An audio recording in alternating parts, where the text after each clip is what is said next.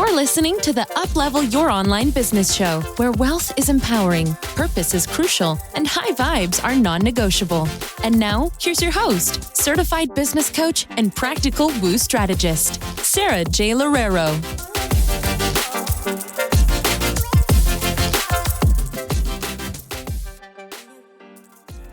Welcome to another episode of the Uplevel Your Online Business Show. This is Sara here, and I'm looking forward to this episode just so that we can start to really understand what your core values are as a business owner and understand how those core values translate into what strategy you use for your business and the types of clients that you want to attract. And the reason why I wanted to record this episode is because I think a lot of people just don't really look at this. They're just kind of looking for the quickest solutions for their business, the quickest strategies that they can put into their businesses. But when we look at business for the long haul, I've been full-time in my business for over 8 years now, which is insane to me. It's so wild that I've been a full-time business owner more than I was working at full-time in a 9-to-5. And honestly, I think that core values and really understanding your core values is underrated, because the more that you know what your specific core values are, the more that you can design a business that really fits around them. So how do you decide this? When I was speaking to my AI today, I decided to ask my AI, based off of everything that you know about me, based off of everything that I input here about my business, what would you define as my core values? And so it was really interesting what ChatGPT told me, and I'll get into that in a second. But what I think is really helpful for you is understanding what you define as a core value. And so I'll give you some examples as well. One of them can be integrity. So how much do you live in your own personal integrity? Is integrity something that's really important to you? I would say that all of my clients want integrity. They really value integrity. I've seen a lot of people in this industry act without integrity, which is a completely other story. But a lot of people who don't have integrity probably wouldn't even define integrity as their core value. And so you want to be true to you. You want to be true to the promises that you make. You want to be true to the results that you feel like you can get. And I feel like a lot of people who want to act in integrity usually struggle with things like imposter syndrome, because they feel really afraid of the whole, well, what if I can't actually get this result for people? So that's one. And then I think that there are some core values that actually go against each other. What I mean by this is some people's core values could be like detail orientation, attention to detail, right? That could be a really big core value for you in your business, versus for someone else, it could be speed. And speed and attention to detail don't generally go hand in hand. And so if you understand that, and if you understand what it is that you have as a core value and how you define it, then you can go back and you can say, okay, well, perhaps I'm not growing as fast as I want to because of my detail orientation, because I want to be as detailed and as thorough as possible. Versus someone who has more of a core value of speed is going to gloss over a lot of attention to details. That's me, by the way. One of my core values is speed in business. And the reason for this is because I love getting people results quickly. I love quick results. I love having really crushing through timelines.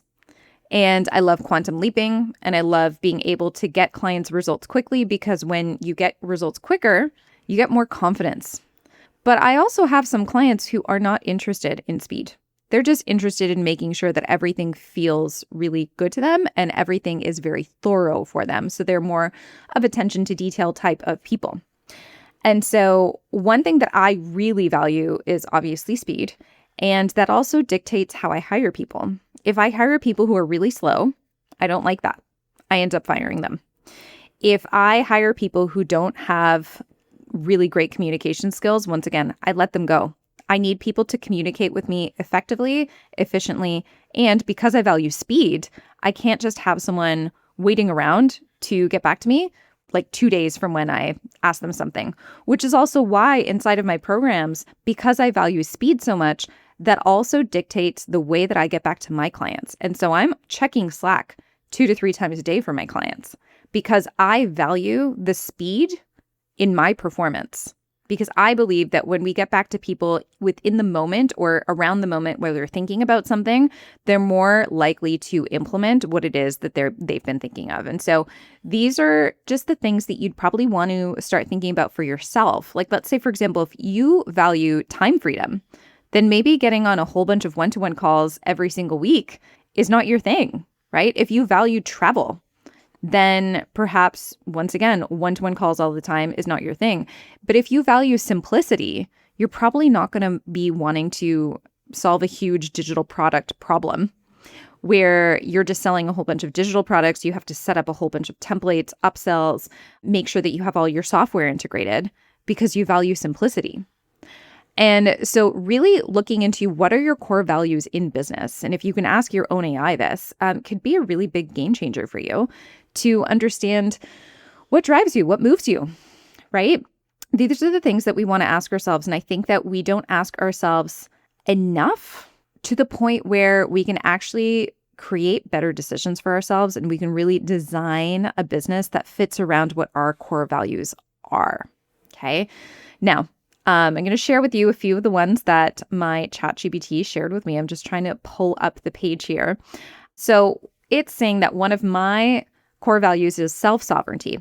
I don't want to be owned by my team's dependency. I don't want to be owned by algorithms or industry norms.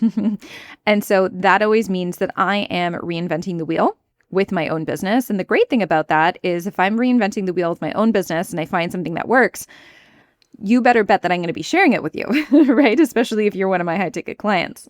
So number 2, integrity through clarity. So it is saying that I value having my integrity, but not people pleasing. What that means is you have integrity, you have high standards, but you will not bend over for someone that you know is being unreasonable. This is also really important to start thinking about in terms of your own values, in terms of your own core values, where you're going into your business. Because you need to ask yourself, what type of business am I going to have? If I have difficult clients, what's going to happen with those difficult clients? You're bound to get them, especially if you're running into multiple 6 figures and even 7-figure business. It's basically a rite of passage that you're going to be going through. And so helping yourself define, okay, well, how am I going to navigate those types of things?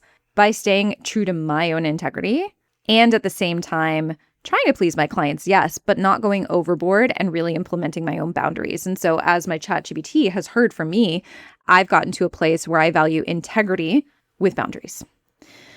My next one is results over performance. So I'm not motivated by being admired or inspirational or liked by everyone. I just want numbers that make sense and systems that convert and proof without the hype. So this is probably why you would see all of my results videos from clients in my Instagram and my social media on my website, because I genuinely just feel like results speak for themselves. I don't really need to do a lot more persuasion if you already see the results in front of you. So I really do believe and agree with that I value results over performance.